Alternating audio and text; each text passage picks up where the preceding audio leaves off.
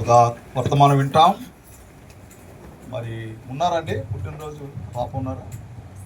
ఇక్కడ లేరా? పిలవండి. ఎందుకంటే వర్తమానం వినాలి. వర్తమానం విన్న తర్వాత ప్రభుని స్తుతించాలి, ఆరాధించాలి. ఆ పాపను రమ్మని చెప్పండి పైకి. మరి thanksgiving message brother Srinivasarao garu వారు మెసేజ్ ఇస్తారు. మెసేజ్ ముందు మరి తిమోతి బ్రదరు ప్రార్థన చేస్తారు వర్తమానం కొరకు.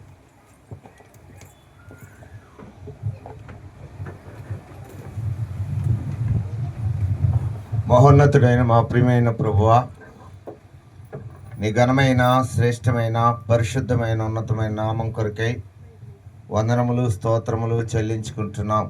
ఇంతవరకు మమ్మల్ని కాపాడి ఈ సమయంలో ఈ దినం దేవా నీ సన్నిధిలో నీ దాసుని ఇంట చేరి దేవా నీ నామ పేరట మేము కనబడటానికి గాను నీది ప్రజలముగా నీ దాసులముగా నువ్వు మాకు అనుగ్రహించిన శ్రేష్టమైన గడియల కొరకే వందనములు.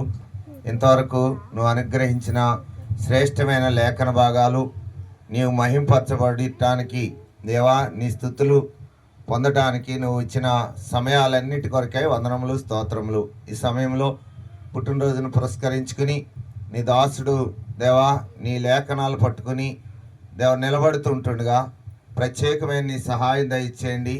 నీ ఆత్మ సంధింపు దేవా నీ దాసుని మీద ఉంచి ఆ బిడ్డకు కావాల్సిన వర్తమానాలు దయచేయండి. దేవా సంవత్సరాది మొదలుకొని సంవత్సరాంతం వరకు నీ కృపను ఆ బిడ్డ మీద ఉంచి మరొక సంవత్సరం ఆ బిడ్డ పక్షంగా నువ్వు చూపించిన కృపను బట్టి వందనములు. ఆ లేఖన భాగాలు మా పక్షంగా కూడా దేవా నీ తేటగా సూటిగా మాతో మాట్లాడమని నీ దాసుని ద్వారా నీ కృపను మాకు అనుగ్రహించమని మా ప్రభును రక్షకుడైన యేసుక్రీస్తు నామములో ప్రార్థించి అడుగుచున్నాం తండ్రి, ఆమేన్.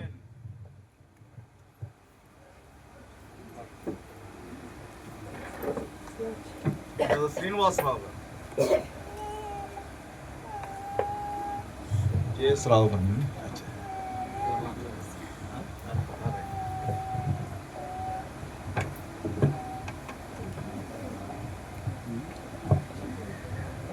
ప్రభువైన యేసుక్రీస్తు పరిశుద్ధ నామం బట్టి కూడి వచ్చిన దైవజనులందరికీ హృదయపూర్వక వందనాలు. అయ్యా మీ అందరికీ వందనాలు. అలాగే ఈ దైవ కార్యక్రమాన్ని నడిపిస్తున్న అధ్యక్షులు దేవుని సేవకులు కూడా ప్రత్యేక వందనాలు. వేదికను అలంకరించిన దైవ సేవకులందరికీ వందనాలు. ముందుగా వర్తమానం అందించారు. అంతకుముందు ఒక వర్తమానం, ఇది 3వ వర్తమానం. చాలా సంతోషదాయకమైనది. తమ్ముడు థామస్, మేము 3 అన్నదమ్ములు. నేను పెద్దవాడిని, నా తర్వాత థామస్, తర్వాత ఇంకొక చిన్న ఆయన విజయ్ కుమార్ ఉన్నాడు.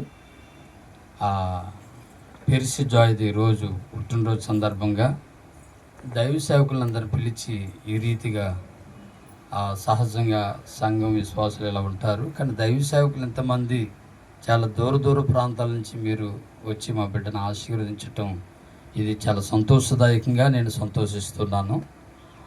పుట్టినరోజు సందర్భంగాను కృతజ్ఞతగా వర్తమానం చెప్పమని తెలియపరిచారు. ఆల్రెడీగా పుట్టినరోజు గురించి మీకు ఎన్నో సందర్భాలు మనకు అనుభూతులు ఉన్నాయి.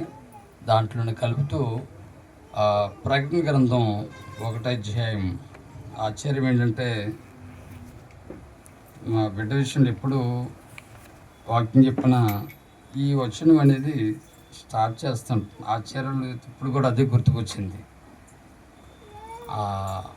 మా గ్రేస్ పెళ్ళి కాకముందు గ్రేస్తో పరిస్థితితో పుట్టినరోజు అప్పుడు తణుకులో ఇదే మాటను చెప్పడం జరిగింది. మరలా దీన్ని రిపీట్ చేద్దాం. ప్రకటన గ్రంథం 1వ అధ్యాయం 3వ వచనం చదువుకుందాం అందరూ కలిసి.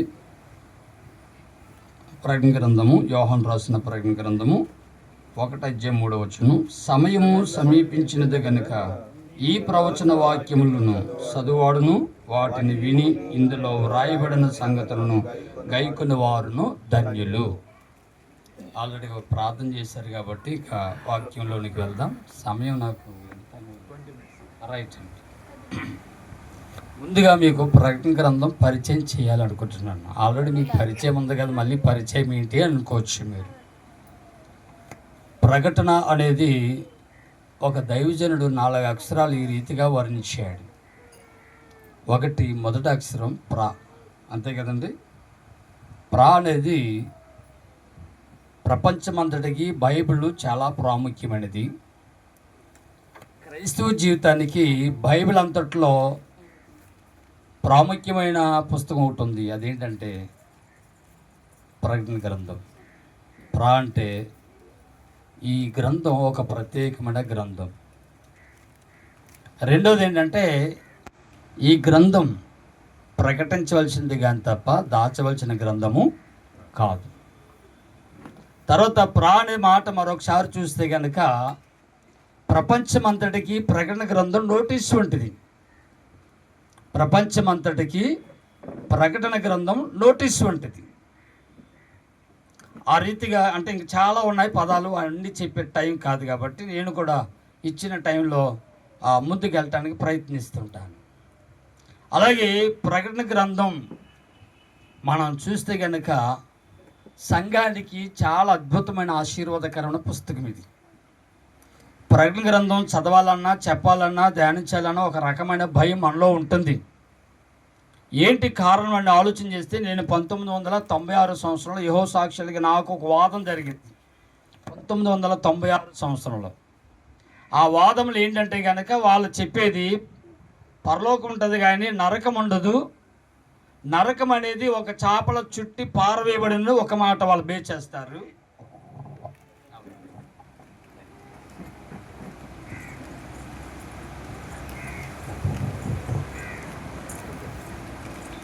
రెండోది వాళ్ళు ఏం చెప్తారంటే పరలోకానికి వెళ్ళేది 1,44,000 మంది మాత్రమే అనేది వాదం జరిగింది. అక్కడ 7వ అధ్యాయం ప్రకటన గ్రంథం 7వ అధ్యాయంలో వాళ్ళు చెప్పేది ఏంటంటే స్త్రీ సాంగత్యం ఎర్రగని వారు అని 1,44,000 మంది అన్నారు. నాకు అప్పుడున్న జ్ఞానం బట్టి నేను మాట్లాడింది అంటే నువ్వు బైబిల్ వదిలేసి నేను బైబిల్ వదిలేస్తాను ఈ పద్ధతి ప్రకారం అయితే అన్నాను. ఎందుకు అని అంటే కనుక నీకు పెళ్ళి అయింది, స్త్రీ సాంగత్యం ఎరగని వారని మాట్లాడావు కాబట్టి అని అప్పుడు నాకు తెలిసిన పరిధిలో మాట్లాడాను. రెండోది నరకం లేకపోతే సువార్త కూడా అవసరము లేదు. అప్పుడు నాకు అనిపించింది ఏంటి ప్రకటన గ్రంథం గురించి చదవాలని. ఆ కాలంలోనే 20 సార్లు ప్రకటన గ్రంథం చదివాను కానీ నాకేమీ అర్థం కాలేదు. తర్వాత రాను ప్రకటన గ్రంథం గురించి చదువుతున్నప్పుడు క్రైస్తవుడికి సంఘానికి చాలా ప్రాధాన్యతను ప్రత్యేకతను ఇవ్వటమే కాదు కానీ ఒక సంతోషాన్ని, ఆనందాన్ని, ఆశీర్వాదకరమైన శుభాలు ప్రకటన గ్రంథం సంఘానికి చాలా ప్రత్యేకంగా వ్రాయబడిన సంగతులు ఇందులో వ్రాయబడ్డాయి. అందుకని ఈ గ్రంథము ప్రధానమైనది, ప్రత్యేకమైనది. ఆ గ్రంథాన్ని గురించి మనం నిర్లక్ష్యం చేయకూడదని ప్రాణి మాట మనకి తెలియపరుస్తుంది. తర్వాత రెండో అక్షరం అంటే కా. ఈ కా అనే మాటకి బైబిల్ అనేది అంటే దేవుడు కనికరమ కలిగిన దేవుడు. అందుకని ఈ కాలంలో ఆయన కనికరం చూపిస్తూ ఉన్నాడు. సంఘం కొలగొట్టినా, సేవకులను చంపినా, ఏది చేసినా కనికరం, ప్రేమ. ఇందా చెప్పారు కదా, దైవ సేవకులు హింసించినా, బాధించినా మనం ఏం చేయాలన్నారు? ఆయన క్షమించాలి, ప్రేమించాలి. అదే కనికరం చూపిస్తుంది. రెండోది కాల మాటకు అర్థం ఏంటంటే కృప కలిగిన కాలం. ఈ కృపాకాలంలో దేవుడు అమూల్యమైన ప్రతి వ్యక్తికి రక్షణ కలగజేస్తున్నాడు, కృప చూపుతున్నాడు. ఈ కృపాకాలంలోనే మానవుడికి రక్షణ ఉందనేది తెలియపరుస్తున్నాడు. మూడోది అనే మాటకు అర్థం ఏంటంటే ఇది కఠినమైన గ్రంథం అని కూడా తెలియపరుస్తుంది. అందుకని ఈ ప్రకటన గ్రంథంలో చూస్తే 6వ అధ్యాయం నుంచి 19 అధ్యాయం 6వ వచనం వరకు మనం చూస్తే చాలా భయంకరమైన భూమి జరగబోయే కఠినమైన తీర్పులు ఉన్నాయి. వాటిని కూడా తెలియపరుస్తుంది. కఠినమైన గ్రంథం, కృప కలిగిన గ్రంథం, అలాగే కనికరమ గల గ్రంథం. అదే గ్రంథం కఠినత్వాన్ని కూడా చూపిస్తూ ఉంది. కాబట్టి ఈ గ్రంథం కడవరి కాలానికి అనేక సత్యాలు తెలియపరుస్తున్న గ్రంథముగా కూడా మనకు కనబడుతూ ఉంది. మూడోది అంటే టర్నింగ్, తిరుగుట. దేవుని వైపు తిరగమని ప్రభు చెప్తున్నారు. దేవుని వైపు తిరుగుట నీకు మేలు. దేవుని తట్టు తిరగటం క్షేమం. దేవుని తట్టు తిరగడం సత్యాన్ని గ్రహించడం. దేవుని తట్టు తిరగడం నేను పాపిని గ్రహించుకోవటం ఎంతో అద్భుతంగా ఉంది. ఇంకా నాన్న చూస్తే కనుక నమ్మితే రక్షణ, నమ్మకపోతే శిక్షణ. నమ్మిన వారికి దేవుని కృప ఉంటుంది, నమ్మని వారికి దేవుని కృపను పోగొట్టుకుంటామని ఒక దైవజనుడు డెఫినిషన్ ఈ ప్రకటన 4 అక్షరాలు ఈ రీతిగా వర్ణించుకుంటూ వచ్చాడు. అలాగే ప్రకటన గ్రంథం 3 భాగాలుగా మనం చేస్తే 1 చూచినవి, 2 ఉన్న వాటిని, 3 వీటి వెంట కలగబోవటనని 3 భాగాలుగా ప్రకటన గ్రంథం విభజిస్తే 1వ అధ్యాయం యోహాను యేసుక్రీస్తుతో నివసించాడు, యేసుక్రీస్తుతో భుజించాడు, యేసుక్రీస్తుతో నిద్రించాడు, యేసుక్రీస్తుతో ప్రయాణం చేశాడు, యేసుక్రీస్తుతో పరిచయంలో ఉన్నాడు, యేసు ప్రభువును బంధించినప్పుడు ఉన్నాడు, యేసుక్రీస్తుకి గురువారం రాత్రి మధ్యరాత్రి పట్టుకుని శుక్రవారం తెల్లవారు లోపల 5 జడ్జిమెంట్లు 5 తీర్పులు తీర్చిన 5 తీర్పులు యోహాను ఉన్నాడు. ఆయన సిలువకు నడిపిస్తున్నప్పుడు ఉన్నాడు, సిలువ వేలాడుతున్నప్పుడు ఉన్నాడు, చివరి వరకు ఉన్నాడు.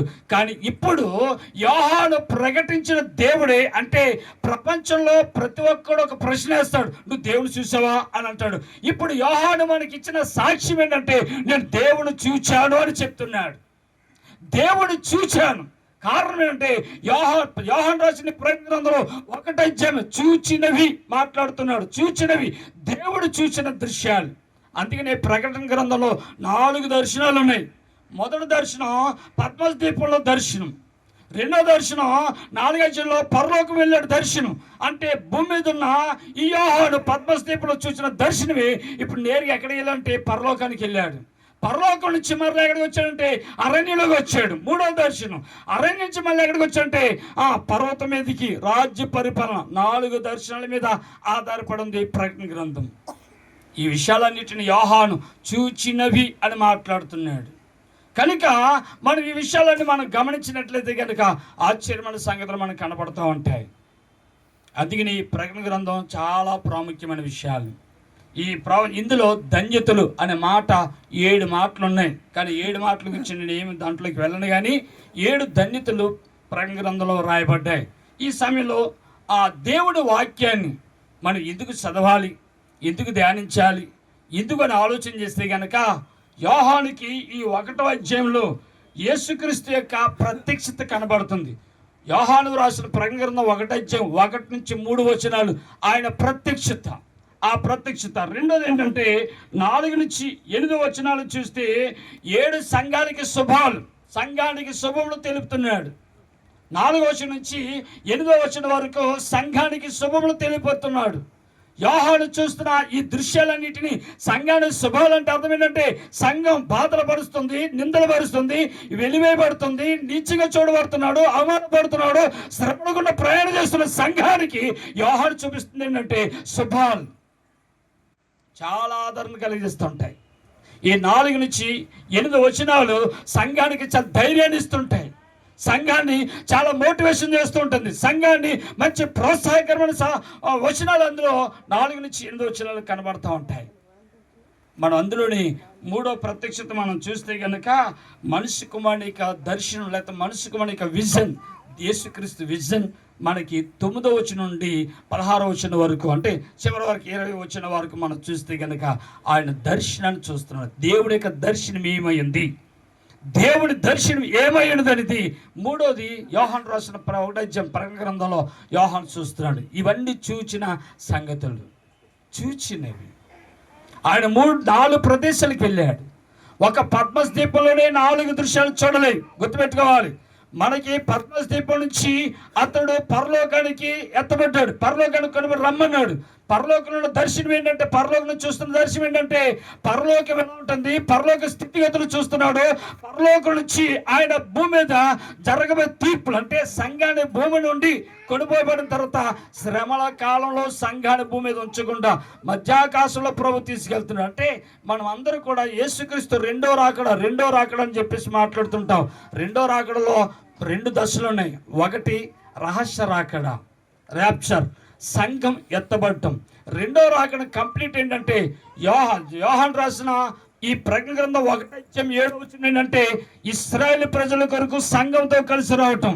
కానీ సంఘమును తీసుకెళ్ళేది ఎప్పుడంటే, తెస్సలోనికీయులకు రాసిన మొదటి పత్రికలో 4వ అధ్యాయం మనం చూస్తే 16, 17, 18 వచనాలు మనకు కనబడుతుంది. అది రహస్య రాకడ. సంఘం కొనుపోబట్టం వేరు, సంఘంతో మనిషి కుమారుడు డైరెక్ట్ నేరుగా భూమి మీదకి రావడం వేరు. భూమి మీదకి వచ్చేదాన్ని 2వ రాకడ మనం పరిగణిస్తున్నాం. కానీ మనం సిద్ధపడవలసింది 2వ రాకడ కాదు, కానీ ర్యాప్చర్, సంఘాన్ని ఎత్తబడటంలో ఉన్న దాంట్లో మనం సిద్ధపడి ఉండాలి. కారణం ఏంటంటే కనుక 7 ఏళ్ళు శ్రమల కాలం పూర్తయిన తర్వాత తన పరిశుద్ధుల పరివారంతో కలిసి భూమి మీదకి వచ్చి ఇశ్రాయేలు ప్రజల పక్షమున దేవుడు యుద్ధం చేయటానికి, ముగింపు చేయటానికి రాబోతున్నాడు. అది రెండవ రాకడ. అది అందరూ చూస్తుండగా వచ్చేది. అందరూ చూస్తుండగా వచ్చారు. ఇందా చెప్పారు, రొమ్ము కొట్టుకుంటారు, కళ్ళతో చూస్తారు, పొడిచిన వారు చూస్తారని చెప్తుంటారు. చూసారా, ఇవంతా బహిరంగ రాకడ. యేసుక్రీస్తు సంఘము తన పరిశుద్ధ పరివారంతో దూతలతో దిగి వస్తుంది. కానీ సంఘం ఎత్తబడేటప్పుడు మాత్రం ఎవరికీ కనపడడు. ఆయన భూమి మీదకి రాడు. వాక్య ప్రకారంగా ఆయన మధ్యాకాశం అంటే పరలోకం నుంచి దిగి వస్తుంటే మృతులైన వారును అలాగే సజీవులైన వారును మనం ఎత్తబడతాం. ఇది రెండో రాకడలో రహస్య రాకడ గురించి మాట్లాడుతుంటాడు. కానీ రెండో రాకడ ప్రత్యేకంగా వచ్చేది ఏంటంటే మన దేవుని కుమారుడుగా ఆయన మేఘారుడై వస్తున్నప్పుడు అందరూ చూస్తుంటారు. అయితే ఈ సమయంలో నేను తీసుకున్న వాక్య భాగంలోనికి నేను వెళ్తున్నాను. అవి కూడా ఒక 5-10 నిమిషాలు చెప్పి నేను ముగిస్తాను. దేవుడు తన వాక్యాన్ని మనకి ఇచ్చాడు. ఈ భూమి మీద ఈ యోహాను రాసిన ప్రకటన గ్రంథం 1వ అధ్యాయంలో యేసుక్రీస్తు దర్శనం ఏంటంటే సంఘంలో ప్రతివారు ఉండాలనేది దైవ సంకల్పం. సంఘంలో ఉండాలంటే మనం వెలుపల ఉన్న ప్రతి ఒక్కరు కూడా దేవుడు ఏం చేస్తాడంటే సువార్తను పంపిస్తున్నాడు. దాన్ని సువార్త అనొచ్చు. ఒక పెళ్లికి ప్రతి ఒక్కరు తెలిసిన శ్రేయాభిలాషుల కొరకు అలాగే బంధువులకి ఇంటి వాళ్ళకి స్నేహితులకి ఇన్విటేషన్ కార్డు ఎలా ఇస్తారో సువార్త అనేది ఒక ఇన్విటేషన్ కార్డు లాంటిది. ఒక విందులోనికి ఆహ్వానం, ఒక ప్రత్యేకమైన స్థితిలోని తీసుకురావడానికి దేవుడు చేయబోతున్నాడు. ఇక్కడ 2 మాటలు నా సాక్ష్యం చెప్పి నేను ముందుకు వెళ్తాను. నేను ప్రభునందు విశ్వసించక ముందు నాకున్న విజన్ ఏంటంటే కనుక, నాకు ఆలోచన ఏంటంటే నేను మొట్టమొదటిగా నాకు ఒక డాక్టర్ అవ్వాలని కోరుకుండేది. ఇది చేతనంటే మా అమ్మ తరచూ అనారోగ్యంతో బాధలు పడుతూ ఉండేది. అది చేత మా వీధిలో చాలా వరకు డాక్టర్ రాసిన మెడిసిన్ ప్రతిదీ ఒక పుస్తకంలో రాసి ఉన్నవాడిని. ఈ మెడిసిన్ దేని పని చేస్తుందంటే దాంట్లో మా వీధిలో సగం మందికి నేనే వైద్యం చేసేవాడిని. ఆ కోరికతో నేను డాక్టర్ అవ్వాలనుకున్నాను.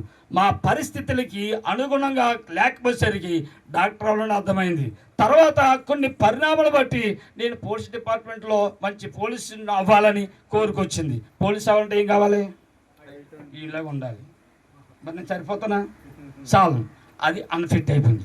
చివరికి ఏ క్వాలిఫికేషన్ లేదు ఒకటి ఉంది, ఏంటంటే రౌడీ అవ్వాలని.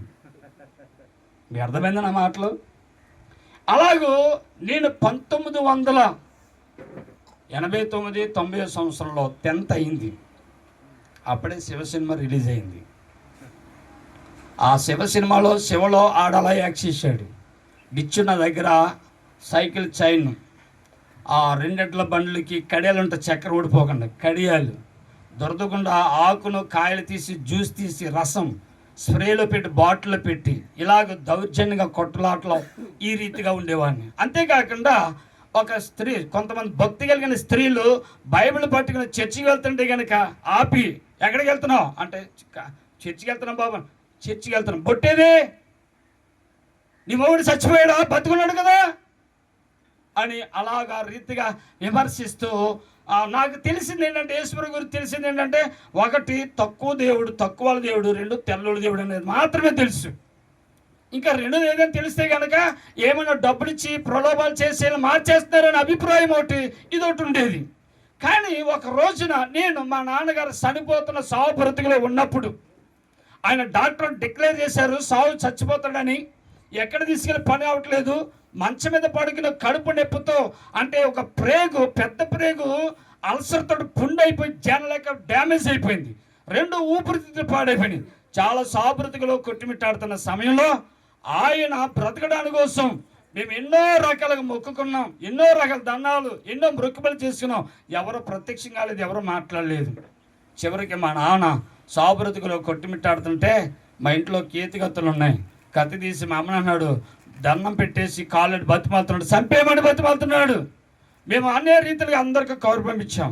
ఇలా మా తమ్ముడు థామస్ అప్పుడే చర్చికి వెళ్తున్నాడు అప్పుడప్పుడు. ఒకరోజు నా పండగ వచ్చింది, ఇంట్లో మేమందరం పూజ చేస్తుంటే ఈ పూజ గడికి రావట్లేదు. మా థామస్ ఏడా ఇంటికి రావట్లేదు అంటే ఏం లేదన్నయ్య అన్నాడు. కరెక్ట్గా చెప్పన్నాడు. భయపడుతూ చర్చికి వెళ్తాను అన్నాడు. అక్కడి నుంచి తంతే వాకిట్లో పడ్డాడు. ఏంట్రా నువ్వు చర్చికి వెళ్తాం ఏంటని చెప్పేసి.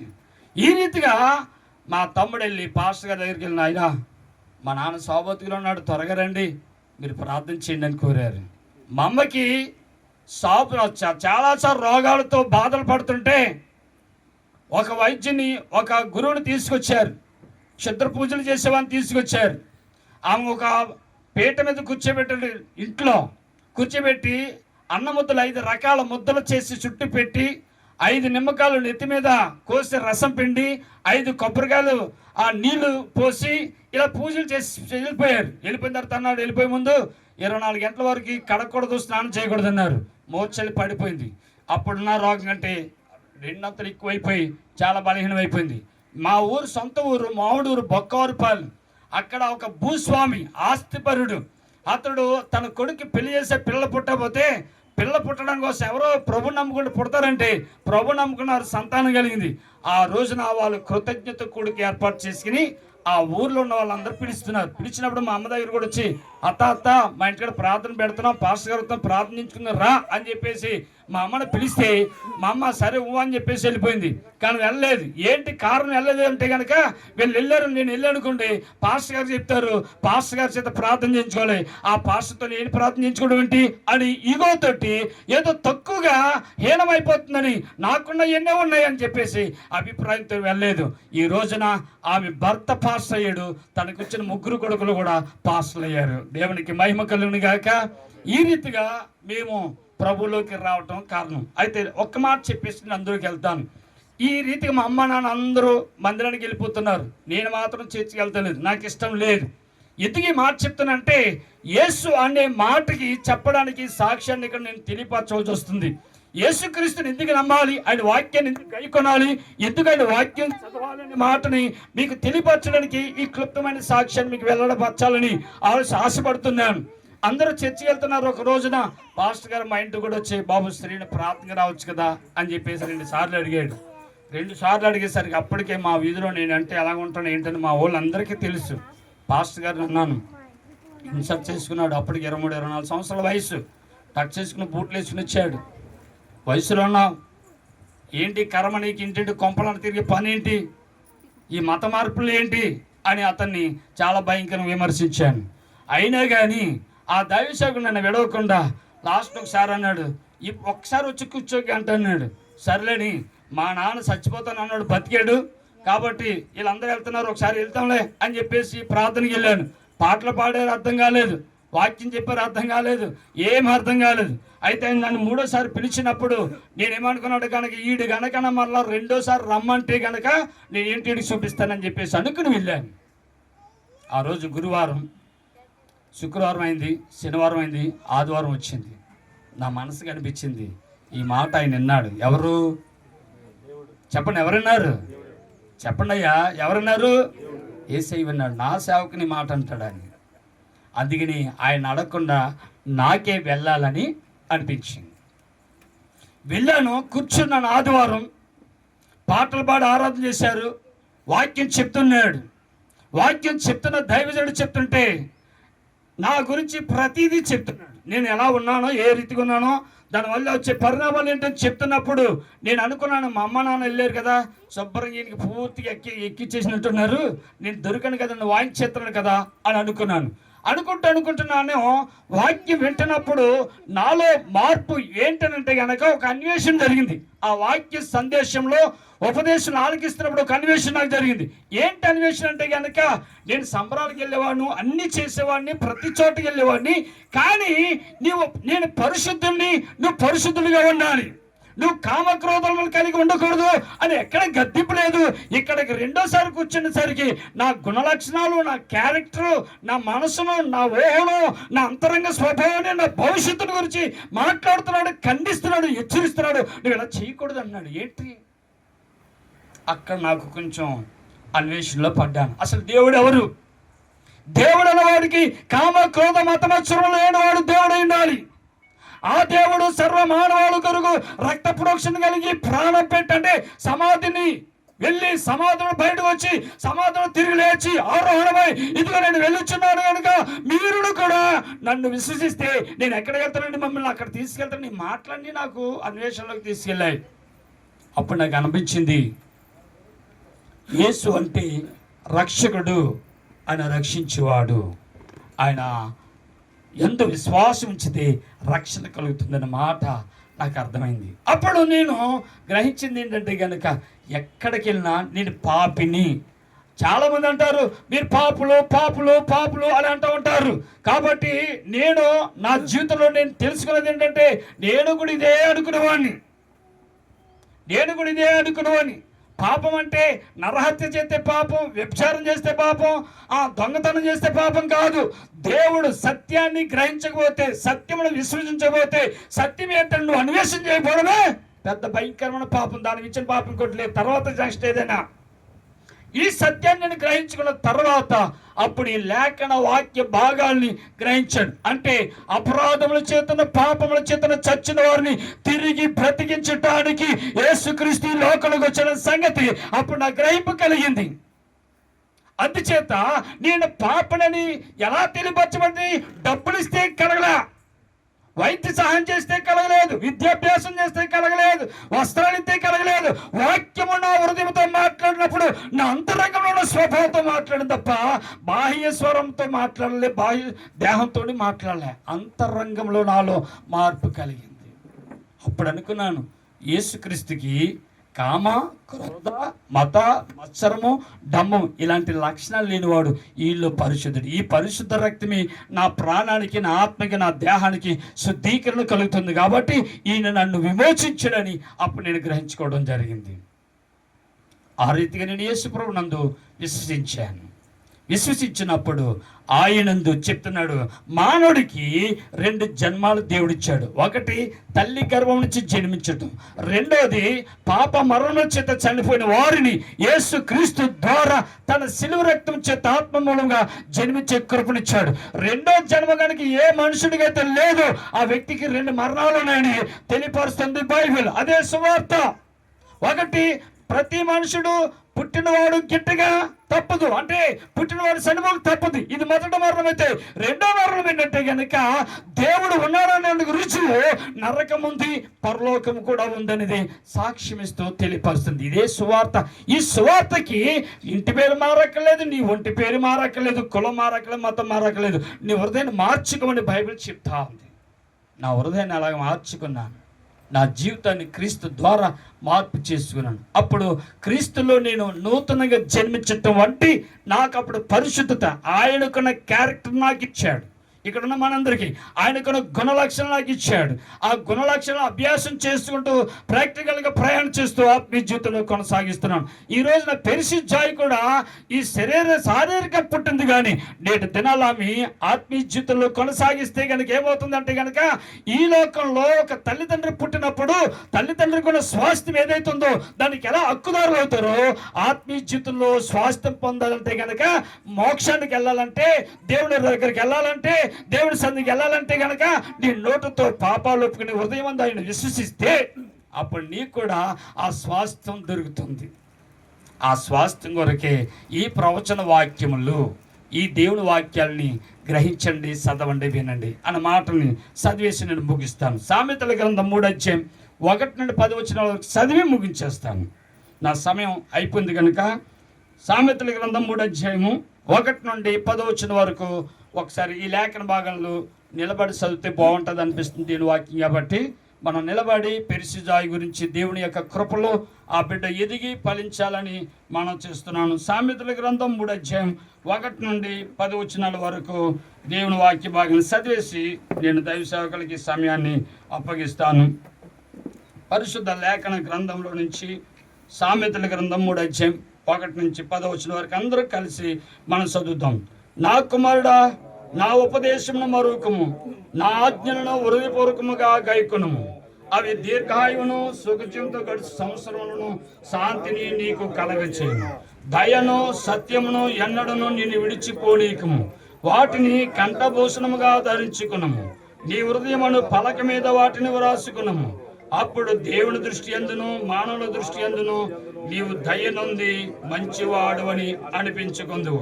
నీ స్వబుద్ధిని ఆధారము చేసుకొనుక నీ పూర్ణ హృదయముతో యెహోవా యందు నమ్మకముంచుము. నీ ప్రవర్తన అంతటి యందు ఆయన అధికారములకు ఒప్పుకొను. అప్పుడు ఆయన నీ త్రోవలను సరళము చేయును. నేను జ్ఞానుని కదా అని నీవు అనుకొనవద్దు. యెహోవా యందు భయభక్తులు కలిగి చెడుతనం విడిచిపెట్టు. అప్పుడు నీ దేహమునకు ఆరోగ్యమును, నీ ఎముకలకు సత్తుయు కలుగును. నీ రాబడి అంతటిలో ప్రథమ ఫలమును, నీ ఆస్తులు భాగమునిచ్చి యెహోవాను గణపరచుము. అప్పుడు నీ కొట్లలో ధాన్యము సమృద్ధిగా నుండును. నీ గానుగల నుండి క్రొత్త ద్రాక్షరసము పైకి పొరలి పారును. దేవుడి పరిశుద్ధ వాక్య భాగాన్ని పరిశుద్ధాయికిని కూడొచ్చిన మనకిని సదా ఆయన కృపలో ఆశీర్వదించును గాక. మరి ఈ వాక్య భాగంలో ఆ దీవులు ఉన్నాయి, హెచ్చరికలు ఉన్నాయి. కనుక ఈ మాటలు దేవుని ప్రవచన వాక్యములు గైకొని వాటిని విని వాటిని చదువుకొని వాటిని అనుసరించటం వల్ల గొప్ప ధన్యత కలుగుతుంది. దేవుడి వాక్య భాగాన్ని మనందరినీ ముఖ్యంగా ఈ దినమున జన్మదినం జరుపుకుంటున్న పెరిసిజాయిని ఆయన కృపలోను, మనుషుల దయలో, పెద్దల దయలో, ముఖ్యంగా ఆయన దయలో సదా వర్ధిల్లుతూ ఎదుగుచుండునుగాక. ఆమేన్.